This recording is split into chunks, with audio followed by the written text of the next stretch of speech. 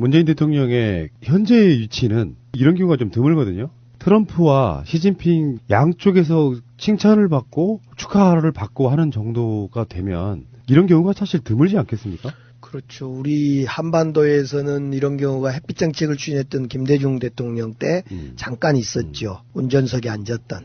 그래서 한반도 김대중 대통령이 운전석에 앉고 옆에 당시에 김정일 주석을 앉혔던가요? 처음에? 그럴 때 그리고 주변에 네 자리에 주변 한반도 강국 일본, 미국, 중국, 소련을 앉혔던 육자회담을 했던 그때가 94년쯤인가요? 그러니까 그럴 때 한번 앉았었고 그리고 그 뒤로 개성공단이 열리고 금강산 문이 열릴 때 그런 운전석에 앉았던 거고 예. 그 뒤로 지금 그렇죠. 이번에 이제 우리 문재인 대통령이 운전석에 앉아서 중국과 미국의 두 쪽으로부터 다 박수를 받는 이런 일을 지금 하고 있는 거죠. 근데 지금 이제 트럼프와의 전화 통화도 화제가 됐고 지금까지 김정은에게 해왔던 말은 다 없어진 듯한 그런 대화였는데 이번에 이제 트럼프의 입에서 이런 얘기가 나왔어요. 북한과의 전쟁은 생각 안 하고 있다. 미국 해병대 사령관인 로버트 네일러가 기자회견에서 엄청난 전쟁이 다가온다 뭐 이런 식으로 이제 군인이니까 뭐 약간 호전적으로 이야기를 했나 보죠. 그때 트럼프가 그거를 잠재우는 이야기를 한 거예요. 북한과의 전쟁은 생각 안 하고 있다. 만약에 문재인 대통령의 위치가 있고 지금 평창 올림픽 관련한 남북 회담 같은 게 없었다면 트럼프는 해병대 사령관보다 더 센 발언을 했을지도 몰라요. 네. 근데 트럼프가 이제 그런 발언들, 그러니까 미국 내 매파들의 발언들을 잠재우고 있는 상태까지 온 거라고 보거든요. 아무튼 이번 보면 이 남북이 만나는 것은 북미가 사전에 조율되고 만나지 않고서는 나올 수 없는 일이기도 합니다. 그런 점에서 우리 한반도 정세는 여전히 유동적인 것 같고요. 어떻든 그러나 트럼프가 한반도의 전쟁보다 평화 쪽에 손을 들어준 것, 또 중국은 역시 문재인 우리 대통령을 칭찬하면서 함께 호흡에 맞춰주는 것, 이것은 큰 진전이라고 봐요. 지금 얼마만인가요? 지금 이렇게 한반도에 봄이 기분 좋은 소식이 온 것이 MB 정부 잘 안 됐고 4, 5년 박근혜 대통령이 취임하자마자 드레스덴 선언을 한번 한 적이 있어요. 통일 대박. 예, 통일 대박. 독일 드레스덴이라는 도시 저도 많이 가봤습니다만은 그곳에 가서 남북이 함께 만나자. 우선 만날 수 있는 것 가까운 것부터 하고 또 정치적인 문제, 군사적인 문제는 점점 해가자. 다 박수 쳤는데 통일 대박이 아니라 쪽박이 난 거죠. 북한이 망하는 걸 전제로 한 통일 네. 전제였다고. 이게 트럼프도 트럼프지만 시진핑 입장에서도 굉장히 고마운 일을 해준 거거든요. 네. 중국이 북한을 컨트롤 못하고 있는 상태에 그 상태에서 문재인 대통령이 이제 북한을 움직였다라고 저는 보는데 끈기 있게 인내하면서 참아주니까 어차피 그 사람들도 핵을 개발한 게 뭐 핵을 쥐고 그거 뜯어먹고 살 건 아니면 언젠가는 나올 거다라는 입장을 갖고 꾸준하게 기다려준 거 아니에요? 예. 시진핑 입장에서도 계속 압박을 받아왔거든요. 북한 제재에 대해서 중국이 왜 동참 안 해? 하고 있는데도 트럼프 입장에서 마음에 안 들었던 거거든요. 그러니까 시진핑도 문재인 대통령에게 축하하고 고맙고 트럼프도 마찬가지로. 왜냐하면 트럼프가 하는 여러 가지 지금까지 했던 그 압박들이 통하는 것 같은 모양새니까요. 네. 그러니까 지금 제가 볼 때는 문재인 대통령 개인이 모든 문제를 했겠습니까마는 문재인 대통령이 참 정치를 잘하고 잘한다는 느낌이요.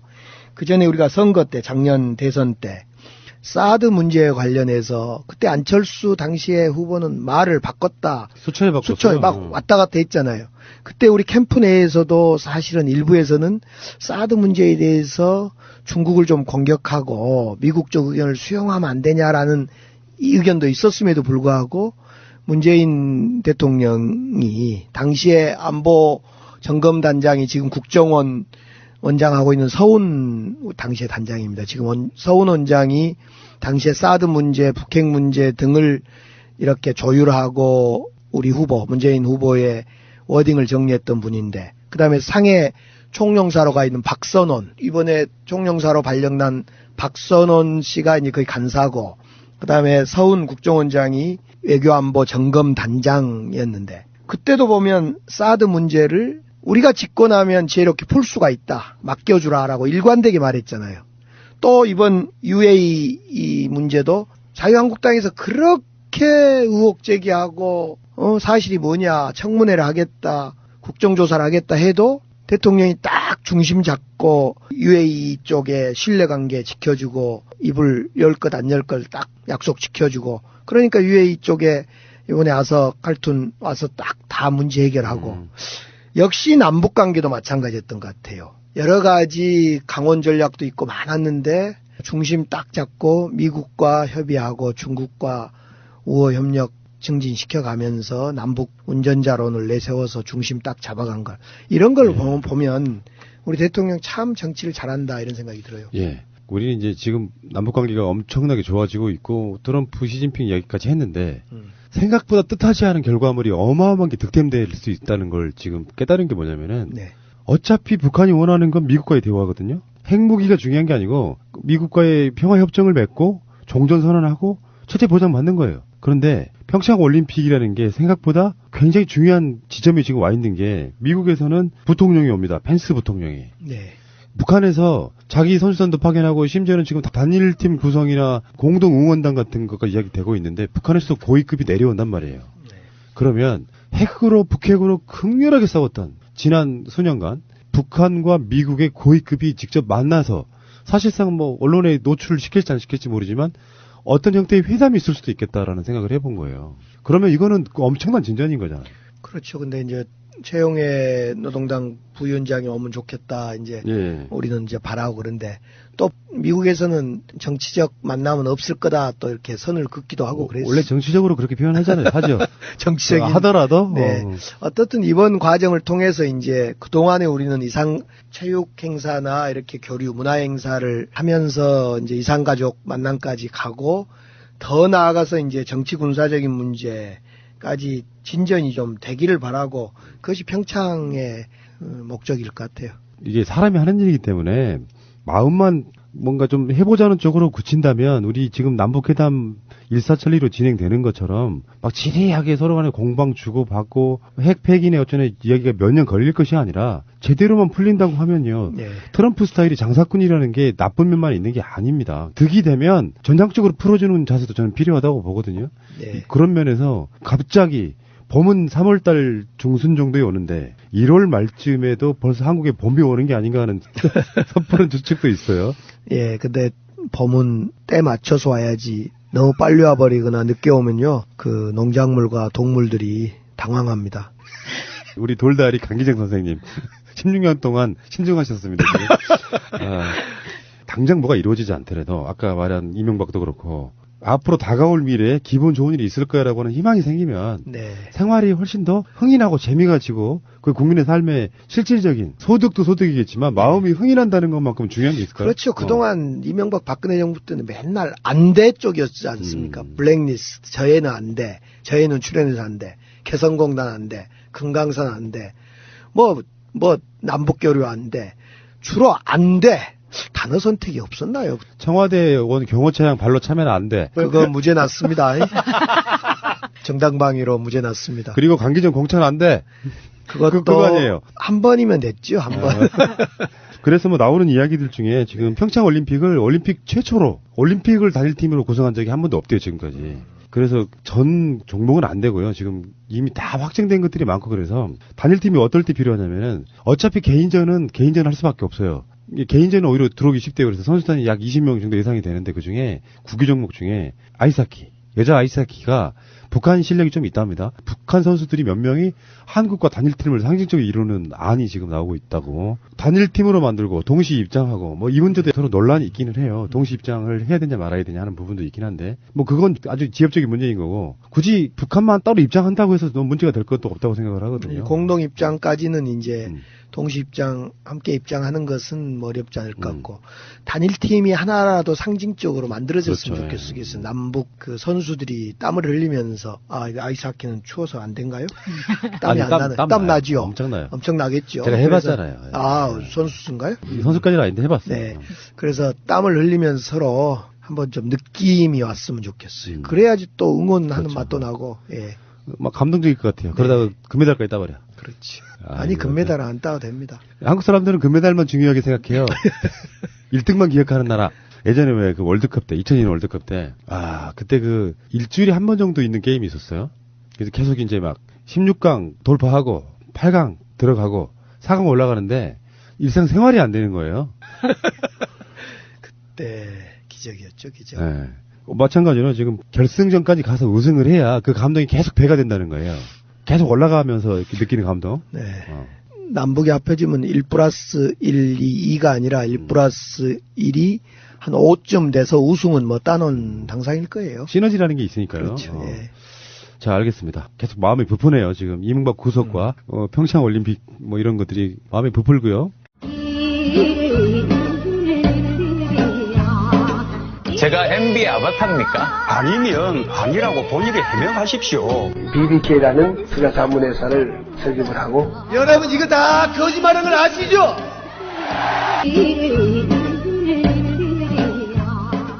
전두환 추징법이 박근혜의 발목을 잡았다. 네. 그러니까 박근혜가 이걸 주도한 거잖아요, 사실은. 그렇죠. 이 전두환 추징법이 당시에 전두환 대통령이 돈 못 내겠다. 나 29만 원밖에 없다. 1,000억을 어디서 내냐. 그러니까 이걸 어떻게 하지 해서 최재성 의원이 주동을 해서 저도 같이 공동 발의를 합니다. 아하. 그리고 이거 사실은 최재성, 강기정 뭐 등 한 10여 명이 이걸 법안을 냅니다. 근데 법안을 내놓고 나서요. 잘 안 됐어요. 근데 어느 날 박근혜 청와대에서 야, 뭐하냐. 과거에 체납을 못 받아내고. 그래가지고 일사천리로 그냥 이게 법이 통과됐어요. 그런 거였어요? 네. 자성자박이라 하나요? 그런데 전두환 추징법에 의해서 본인이 힘을 실지 않았으면 없었을 수도 있는 법. 그렇죠. 당시에 이제 모든 국회법이 그럽니다만은 정부가 동의 안 해주면 국회만 처리하기 힘들고 특히 다수당이 당시 새누리당 아니었습니까? 일당이 새누리당이었기 때문에 당시에 최재성 의원이 대표 발의하고 저랑 공동 발의한 이 법이 전혀 그때 한참 이제 전두환 추징 논란이 있었어요. 그래서 전두환 사저까지 저희들이 가서 전두환 추징법도 막 요구하고 시위도 하고 항의도 하고 그랬는데 우리 국회의원들이요. 이 전두환 추징법이 통과됨으로 인해서 지금 박근혜 전 재산이라고 할 수 있는 유영아에게 준 드러난 전 재산. 유영아의 변호사에게 준 30억 플러스 10억. 40억도 추징될 수 있고요. 그러니까 이 법을 만들 때 참 그때 잘 만들었던 것 같아요. 무슨 말씀이냐면 이 돈의 성격이 분명히 박근혜 거고 설령 변호사비로 줬다고 지금 변호사비로 줬다고 그러잖아요. 그래 추징 못한다 이럴 수 있는데 변호사비라고 하지만은 이 돈의 성격이 틀림없이 박근혜 돈이고 박근혜의 숨겨둔 재산이라 하더라도 이것이 추징될 수 있는 이렇게 돈의 성격, 사용처 등등을 보면서 추징 여부를 결정하라. 아하. 이렇게 법이 만들어져 있습니다. 그러니까 이 전두환 추징법으로 불리우는 이 법이 좋은 게 네. 추징 시효를 늘렸고요. 그리고 추징 대상을 3자로까지 확대한 것이 골자예요. 그렇죠. 돈을 숨길 수가 있기 때문에. 근데 그게 딱 마침 유영아가 딱 걸려든 케이스라고 봐서 네. 요거는 자기가 자기 발목을 셀프로 잡는 요런 거고 그런 게 이제 뭐 우리 강기정 의원님이나 우리 최재성 의원 이런 분들이 해안이 있었던 거죠. 물론 그 원래 목적은 전두환을 추징하기 위해서 만들어진 거지만 바로 그거를 나름대로 이렇게 뒤에서 서포트했던 무슨 연인지 모르지만 박근혜 씨도 보면은 전두환에 대한 구원이 좀 많았던 모양이에요. 네. 그런 미래 예측 능력, 최재성 우리 뛰어난 의원의 미래 예측 능력 이런 것이 사실은 저도 그런 비슷한 거 있었는데 탄핵과 관련해서 사실은 2008년 박근혜 대통령이 되자마자 한 첫 번째 인사가 이동읍 헌재 재판소장 임명 동의안이었어요. 이 이동읍 헌재 재판소장을 청문회 안을 국회로 보낼 때 제가 그 위원장이었죠. 청문회 위원장. 여기를 제가 이동읍 위원장을 아웃시켰잖아요. 만약 이 헌재 소장이 그때 아웃되지 않았으면 이번 헌재 판결에 어떤 영향을 미쳤을까? 전 그런 생각을 한 거예요. 당시에 헌재를 어떻게 했을까 과연? 저는 그래서 이거 2012년 이야기인데요. 2012년 2월인가 3월에 이동읍 헌재 소장을 제가 헌재 소장 인사청문회 위원장이 되어서 이때 낙마를 시켰는데 이때 낙마의 주요한 근거가 뭐냐면요. 이 특수활동비예요. 아하. 지금 이번 박근혜 특수활동비도 그렇듯이 이 특수활동비를 그때는 어떤 거였냐면 자기가 받아서 자기만 써버리니까 당시에 같이 근무했던 이동욱과 같이 근무했던 재판부 내지는 법조인들 속에서 네. 제보가 와서 이동욱 처벌해 주시오 하고 제보가 그 내부에서 온 거예요. 사적으로 이동욱. 엄청 왔어요. 사적으로 그 자동차 기름 넣고 이러는 것부터 시작해가지고 특수활동비를 그렇게 써가지고 그때 욕을 먹었었죠. 그래서 이동욱을 악마시키고 이동욱은 나중에 변호사 협회도 등록을 못하고 아마 저 보면 죽이겠다고 할 겁니다. 그러니까 강기정 의원님이 탄핵이 어떤 음수사원 시초다 이렇게 말씀하시는 거죠 지금. 그렇게 말하면 안 되죠. 모든 우연적인 예. 요소가 다 이렇게 필연이 되어서 탄핵이 됐다. 자발적이든 셀프든 뭐, 네. 뭐 타의적이든 간에 국회 출마를 일부러 안 하시거나 못 하신 이분들이 약간 좀 세트가 돼가지고 그 당시 말씀하자면 2013년에 공무원 범죄에 관한 몰수특례법 네. 여기 이제 전두환법이라는 거고. 네. 공동발의자가 한 10명 됩니다. 어. 네. 자, 그리고 그때 당시에 이물련 행진곡 5.18 기념곡 지정 촉구 결의안도 그때 법적인 무슨 소구력은 없지만 네. 그래도 상징적인 것이 있었네요. 그렇죠. 그때 전두환 추징법하고 이물리안 행진곡 5.18 기념곡으로 하자 이 결의안하고 같이 통과됐죠. 그래서 이 법 때문에라도 이제 전두환 씨가 계속 그 검찰이 지금 추징하고 있잖아요. 네. 무려 1,672억에 달하는 미납금. 그리고 29만 원밖에 없다고 거짓말하고. 뭐 그런 방식으로 갈 가능성도 있다고 생각이 들거든요. 그렇습니다. 지금 계속 그 법에 의해서 추징을 할 거라고 보고 문제는 이제 전두환 추징도 추징인데 이 박근혜 추징을 어떻게 하는가가 이제 국민들의 관심사가 돼버렸죠. 의원님도 추징할 만한 재산이 좀 있습니까? 저는 아파트 하나 있고요. 네. 광주 아파트는 제가 그걸 1억 5천에 샀는데 지금 2억 5천까지 됐다 그러던데요. 광주 아파트 값 되게 싸대요. 저희가 사는 집이 어머니를 모시고 있어서 38평인데요. 예. 엄청 싼 거죠. 그러면 그거 보니까 그 강남에 있는 같은 평수의 아파트를 광주 가면은 최소 4채를 살 수가 있답니다. 아파트 하나 있고요. 어. 그다음에 이제 국회의원 하는 동안에 주변에서 하도 보험을 많이 넣어주라 그래서 그 보험 넣어준 그거 좀 있고 제가 사실은 유산으로 아버지로부터 물려받은 땅이 좀 있었습니다. 고금산에. 근데 제가 수감 생활을 감옥에서 지금 2005년부터 2009년까지 감옥에서 이렇게 수감 생활을 하고 있는데 둘째 형님이 어느 날 야 너 인감 동의서 좀 떼어주라. 동의해주라. 뭐 하려고 얘기했더니 아버지가 너에게 준 재산을 처분을 해서 네가 출소한 후에 너의 대책을 좀 세워야 되겠다. 그래서 그러십시다. 그러고 그때 이제 뭐 나이 20살인데 그 구속될 때가 한 그렇죠. 서너 살 때. 뭐 이 아버지가 물려준 땅이나 유산에 대해서 관심이 전혀 없었는데 나중에 석방이 돼서 나와서 집에 이렇게 있었더니 200만 원 정도의 돈을 형님으로부터 받았어요. 아버지가 물려준 유산이라 그래서. 예. 그래서 여쭤봤더니 200만 원이란 것은 우리 고흥 금산 땅이 한 마지기를 200평. 그 200평으로 닿는데 아버지가 얼마를 물려줬는지 모르는데 평당 7,000원 하는 땅이니까 200만 원 나누기 7,000원 하면 몇 평인지 나올 것 같은데 네. 그걸 물려준 거예요. 그래서 그걸 가지고 제가 광주의 도암동에 있는 주공아파트 12평짜리에 어머니랑 같이 들어가게 되죠. 영구임대 아파트에. 200만 원 좀 더 됐어요. 그래서 거기서 어머니랑 살면서 결혼을 해서 이제 아내랑 3사람이 살다가 또 애가 하나 생겨서 4사람 살다가 도저히 4사람 이상은 안 될 것 같아서 아들 마지막 생긴 놈 앞두고 이제 이사를 가게 되죠. 그 제 지금 38평형 아파트 1억 5천짜리 구입해서 지금 시가 2억 좀 넘는 아파트의 종잣돈이 당시에 아버지 유산이었습니다. 그렇게 올라가는군요. 네. 제가 이렇게 이야기를 하면요. 아내가 여보 나는 당신이 아파트 산다 그러고 유산을 받았다 해서 좀 있는 줄 알았더니 겨우 200이야? 막 웃고 그럽니다. 근데 그 당시로 따지면 그게 적은 돈은 아니에요. 시골, 특히 부잣집이니까 가능하지. 우리 아버지도 좀 이런 거 좀 물려주실 수 있었으면 얼마나 좋았을까요? 근데 지금 그때 땅값이 10,000원이 안 됐어요. 참. 그런데 지금은 이제 우리 고향이 다리가 나아지고 연륙되고 그래서 엄청 비쌉니다. 막 10만 원 한 땅도 있고요. 땅 한 평이 제가 없다는 것이 늘 아쉽더라고요.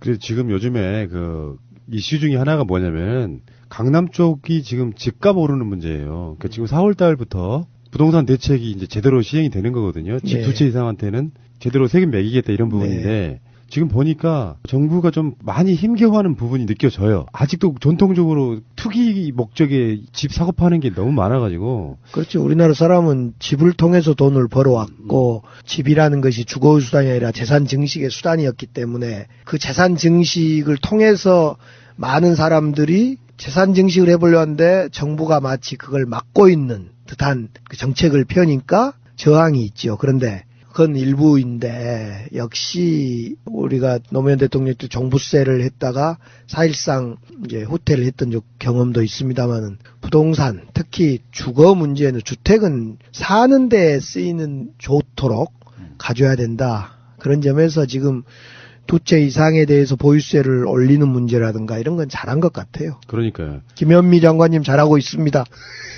왜 뜬금없이 갑자기 이렇게 손을 비비십니까? 김현미 장관이 너무 힘들어 하더라고요. 아, 그렇겠죠. 아무래도. 그 김현미 장관이 그 고향이잖아요. 고향이면 치맛바람도 좀 있지 않겠습니까? 네. 작년 이제 장관 되고 나서 첫 작품이 집 2채 이상 가지고 있는 사람 다 팔아라. 안 팔면 엄청나게 세금 매기겠다. 이거였던 거잖아요. 그렇죠. 그래서 항의를 많이 받았는가 봐요. 근데 그건 당연한 거죠. 뭐 항의 받을 게 뭐 있어요. 그래서 당시에 김현미 장관이 너무 바빠서 밥도 못 먹고 있다. 이명박 근혜의 적폐 중에는 뭐 지금 검찰이 수사하는 국정원 이런 부분도 있지만요. 네. 오랜 시간 동안에 정말 최고의 적폐는 부동산 문제입니다. 그렇죠. 너무 잘하시잖아요. 2억 5천짜리 살고 계시니까. 이게 말도 안 돼요. 같은 집인데 강남과 광주의 그 차이를 제가 말씀드린 이유가 저 고향이니까 아는데 동구 쪽은 지금 그래도 예전에는 동구가 중심이었는데 광산 쪽이나 상무지구나 이런 쪽으로 중심이 옮겨갔고 북구 쪽으로 일부러 옮겨가면서 동구가 약간 중심부에서 사라지는 그런 느낌이 좀 있잖아요. 그렇죠. 근데 그쪽에 아파트 가격을 제 친구가 사는 부분이 있어가지고 알아봤더니 내가 살고 있는 전세보다 싸요 집이. 제가 국회 때 2004년에 국회의원 되고 나서요. 집이 없어서 이제 서울에 살 집이 없어서 어떻게 하나. 그래서 서울의 이쪽 여의도에서 조금 빠진 대방동이나 이쪽에 공덕동 이런 데 집을 하나 얻으려 했더니 전세가 방 2칸짜리 있는 전세면 한 1억 9천. 그래서 그 당시에 우리 광주에 있는 38평보다 더 비싼 거예요. 이런 문제를 해결해야 되는데 사실 일찍이 노무현 대통령 같은 분들은 해안이 있었어요. 네. 각 지역에 혁신도시 만들고 수도 이전 막 이런 그 플랜대로 갔다면 지금 집값은 훨씬 떨어졌을 수도 있는데요. 네. 이건 세월이 좀 해결해질 부분이 시간이 있잖아요. 좀 걸릴 것 같아요. 그렇습니다. 자, 좋은 시간이었고요. 지금 광주에서 막 폭설 내리고 이런 과정에도 서울에 정말 부지런히 뭔가 열심히 하시는 우리 의원님 힘내시고요. 네. 올해는 분명히 그 새날의 기운 운바를 받아서 잘 되실 거라고 믿습니다. 네, 눈 많이 내리는데 특히 호남 충청 분들은 안전 최선을 다해 주십시오. 예. 정부도 최선을 다해 주시고요. 예. 자, 다음 주에 뵙겠습니다. 고맙습니다. 감사합니다. 사랑도 명예도 이름도 남김없이 한평생 나가자던 뜨거운 맹세 동지는 간대요 깃발만 나무겨 햇날이 올 때까지 흔들리지 말자 세월